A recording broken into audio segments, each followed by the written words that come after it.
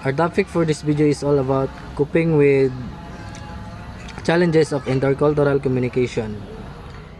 Intercultural communication is a symbolic, interpretative, transactional, contextual process in which people from different cultures create shared meanings.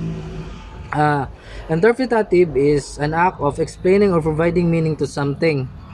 For example, in literature, an interpretative analysis might involve examining a novel's themes, characters, and symbols to uncover deeper meanings beyond the surface narrative.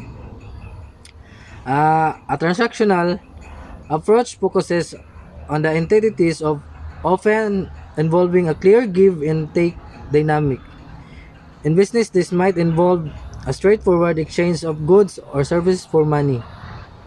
Uh, the contextual process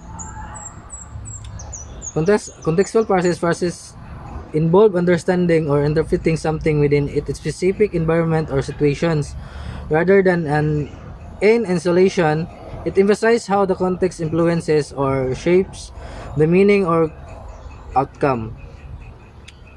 And next topic is about challenges of intercultural communication is when we are communicating with people who are very different from us, it is very difficult to know to how draw inferences about what they mean. And it, and so it impossible to depend on shared knowledge and background for confidence in our interpretations. Example is English is a global lingua franca language adopted as a common language between people whose native languages are different. Next is English has been declared the official working language of the Asian. And that's all for today's topic.